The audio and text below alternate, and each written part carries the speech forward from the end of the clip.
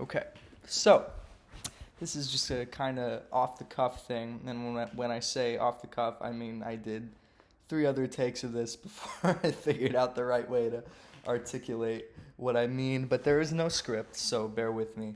I'm also trying to balance this computer on the arm of this chair because this chair is really comfortable and I don't want to leave it. um, but I've been thinking about video games and I've been thinking about novels and the way that they have a very unique way of being engaged with that is not found in a movie. See, a movie is a passive experience. You're sitting there, it doesn't really matter whether or not you're engaging with it or not. It's happening before you. You can set a little kid on an iPad and just let them absorb Coco Melon or whatever you have on the iPad. It doesn't really require very much of them. Whereas reading a novel is an active experience. The novel, the events of the story don't progress forward if you are not reading. So it's fundamentally different from the movie. The movie is indifferent to what you're doing. You don't have to be paying attention to the movie for the movie to play. I'm not saying anything profound, and I don't think I am, but bear with me because what I'm getting at is that video games are the same. In the same way that you have to read the words on the page and turn the pages to progress through the story, and that progression is completely at your own speed. If the story goes faster, it's because you are reading faster. If it slows down, it's because you're slowing down. If there's a pause in there for a week, it's because you stopped. Video games are the same way. If you're not moving the joystick or whatever, your character doesn't move and does not advance through the events of the story. So they are this active experience. They actually require something of the player and the reader, the person interacting with it. And they can be challenging. Obviously game typically implies challenge, and there's kind of a twofold meaning to video game that makes it more complicated than movies or novels, and I'll get to that in a minute. But one thing that's interesting is that in this ability to control the flow of time of the story and of the experience being inherent to both of those mediums, you engage with them chronologically in a very different way than a movie. A movie is supposed to be this uninterrupted experience. You go to the movie theater, you're supposed to silence your cell phone, which most people my age are not very good about. um, but and I'm guilty of like pausing the movie, going and making popcorn, using the bathroom three times. The ideal experience is that you sit and you watch it from beginning to end. With a book, you can put it down whenever. It's way more of an annoyance when somebody interrupts your watching a movie than reading a book or playing a video game. And this is why video games and books are both much longer. A long movie is 3 hours, like max. A long book will take you, if you're a good reader, 2 to 3 months to finish. Same with a long video game. You can't have a movie that's as long as a book or a video game because you can't sit and watch something for 3 months. That's ridiculous. Um, so, in the consumer having more agency and control over the flow of the narrative, you get this kind of leniency where you can pick it up and put it down. And obviously, that sometimes does mess with pacing. I've had experiences in both books and video games where the story was building up to some big event, and in a few minutes it's about to happen, or in a few paragraphs if it's a novel, and then I put it down. I dog ear the book, or I pause and push save on the video game, which is the same thing. Um, and then I come back like a week later or longer, and I play the game again or read the book again, and start where I left off, and then the big twist happens, and I'm like, oh, I wish that I had done this all the way through because I was feeling the suspense back then before I put it down, and now the pacing's not the same. It's like Luke Skywalker and Darth Vader have their fight, and then 2 months later, Vader reveals that he's Luke's father. It's like all of the pacing is wrong, but this is much less egregious in books and games than it is in movies. You can't take a long pause in watching a movie because of the nature of how you experience it. When it comes to video games, it's fitting that they have a name that's a composite of two words, because there's games that you could say lean more on the game aspect. Wow, that's a ridiculous sentence. There's games that lean more on the game aspect. There's video games that are more about the game component than the video component. And some of which, like, they have almost no narrative. In fact, the earliest video games, the narrative was more of like a formality or just a fun aesthetic choice. But as games progressed, you began to get more complicated narratives. And typically these narrative games are single player.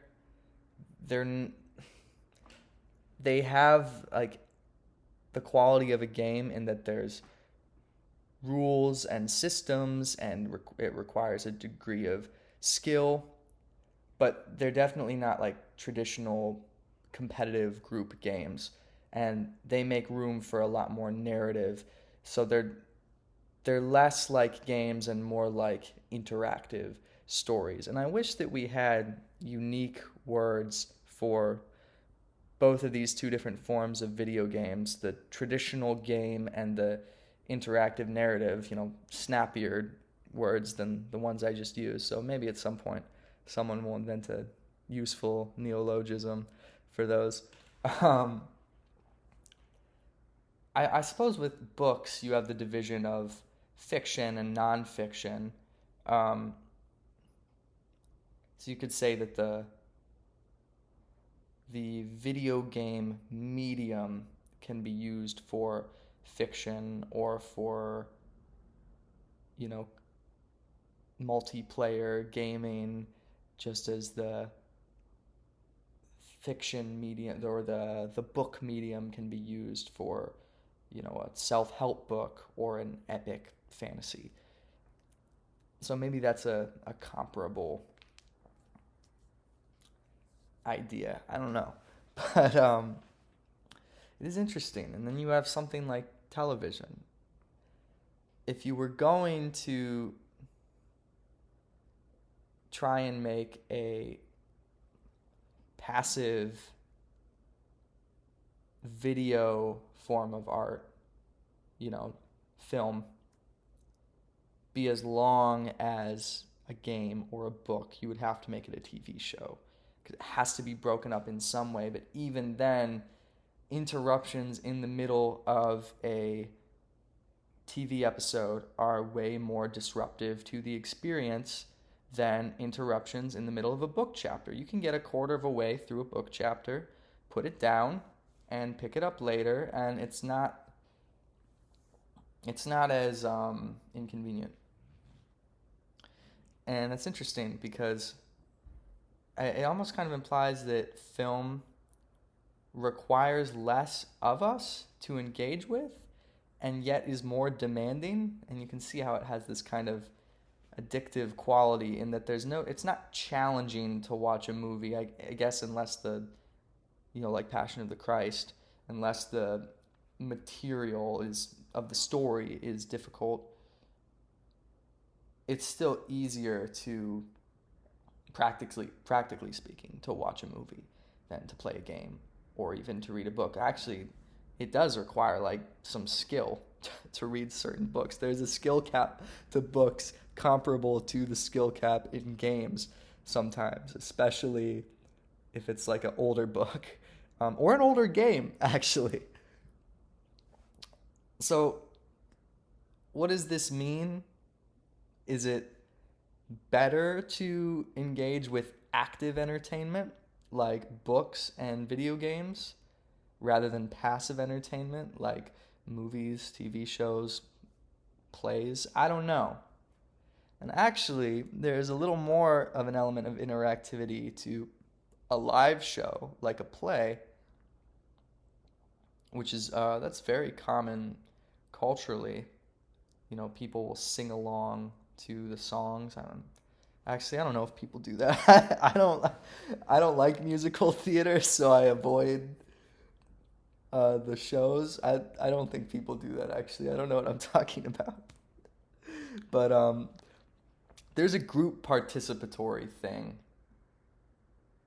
Though I guess that's the same with movie theaters. But interestingly, movie theaters aren't so much of a thing anymore, and people watch movies alone at home a lot. Um, Another interesting thing, if you're watching a movie with somebody, you're both having the same experience to the extent that you are both sitting and watching the movie. Obviously, you're unique people, so you're experiencing it different in some way intellectually. Um, you can't have an exactly shared experience of a novel or a video game with someone simultaneously.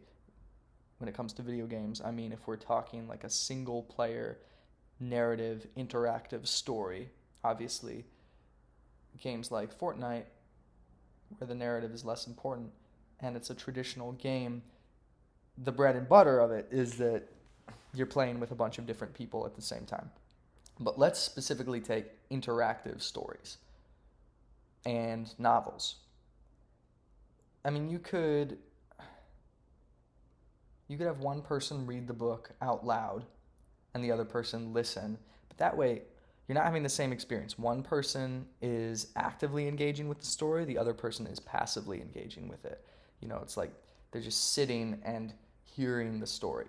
It's like a movie without the visual part.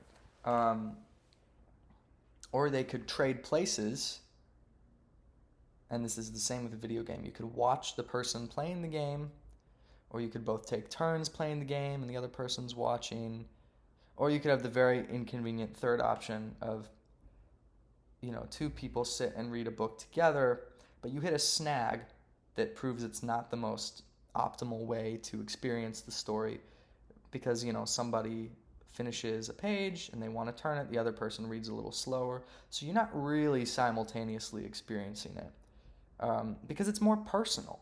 A novel is more personal than a film because every person reads the novel at a different pace and in their own time, whereas a movie just happens on its own time. A filmmaker is in way more control of pacing than a novelist or a video game designer. And when it comes to video games, if it's a single player narrative, I mean, are you gonna both hold the controller at the same time? Again, not the optimal way to experience the story. Um, so it's interesting. Maybe films are more communal, plays are more communal because everyone comes together in these big groups to experience the same story, and then books and games are narrative single player games. I have to clarify, and again, we need like a snappier word than that.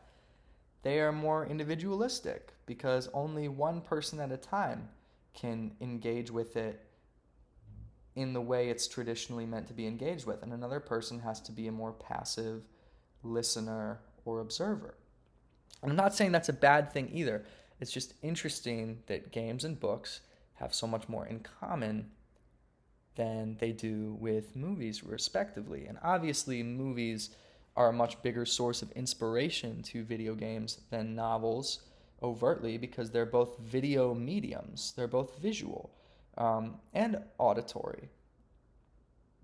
And I guarantee you, blockbuster movies, you know, codify a lot of the tropes that are in video games since like their inception, much more so than novels.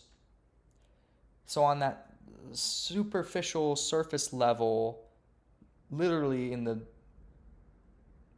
visual and audio, the sensory respect, yes, video games and movies have more in common, but in the way that you actually engage with them, they have far more in common with novels. And that's really all that I'm saying. I'm not making any ethical claims. I'm inclined to say that a work of art that you have to actively engage with is probably better for you in the sense that you have some skin in the game, you have some element of challenge that makes it less addictive, theoretically. I'm not saying people don't get addicted to video games and novels, um, but maybe there's a less propensity to be slop than with video entertainment. And when we talk about video entertainment, let's not just limit ourselves to movies. Let's say like YouTube videos. Is it better to watch a YouTube video or to play a game or a book? Well, I mean, if you watch a really good YouTube video versus like reading a smut book or playing, I don't know, some shitty video game, um, obviously it's self-explanatory. But on a completely mechanical level, like removed from the quality of like any individual work of art, what's better, like the passive or the active engagement? I don't know. I will say I think we have an overindulgence in passive engagement with entertainment in general in modern Western society. I haven't lived in any societies besides modern Western society, so I don't know how much better they've had it, but I suspect we have not always been as consumerist. And consuming a movie is kind of like consuming a delicious cooked fish dinner. I wouldn't really say you consume a video game. That would be more like consuming a live fish that's like wriggling as you try to eat it. This is like a dynamic experience. A video game is more like fishing. A movie is more like eating the fish. In the same way, a book is more like fishing. Video games provide more agency than books can. Obviously, there are choose your own adventure books, which are really kind of the prototypical video game, if you think about it. If we're just talking like in the narrative sense, obviously a choose your own adventure novel has very little in common with, say, I don't know, Super Smash Bros. Or something, unless you're talking the story mode in Super Smash Bros. And this is what's interesting about a lot of video games, is they typically provide, at least they used to, both an alternative for those interested in the interactive narrative aspect, the video, and for the people interested in the traditional game aspect. So there were always like story mode. There was always like multiplayer, arena, and they'd call it different things, mode, where you play with a bunch of people in the same way you would play a game of basketball. And then there was story mode, which was typically single player. Or if it was multiplayer, the fact that there were multiple people playing together did not disrupt the pacing of the story and the narrative unfolding. It was kind of like this, it's this weird thing with video games where like two different experiences are simultaneously coexisting at the same time. You're getting the experience of playing a game and the experience of participating in a story at the same time. It's very unique. It's very special, I think. And I always wonder if we'll conceive of some form of technology, or not even technology, just some kind of brand new idea that will provide us with anything more advanced narratively than a video game. Like, can we conceive of a form of entertainment that does more for us than a video game? Because the ability to play a game and participate in a story at the same time is very interesting. That's why there's like two different kinds of gamers. Um, and the word gamer can like imply very different things to different people. You think like a guy who sits alone in his basement playing Valorant, or a guy who sits alone in his basement playing Final Fantasies. It's very different. There's a lot of nuance there. um, but it does fascinate me. It's always fascinated me, the complexity of what video games are and how broad they are as a form of fiction and as a form of entertainment. You know, there are some games that are more comparable to professional sports, and there are some games that are more comparable to reading The Lord of the Rings. But, you know, to bring it all back around, it's very interesting to me, these similarities between books and video games. And I hope that this gave you something to think about and did not waste too much of your time. Thanks.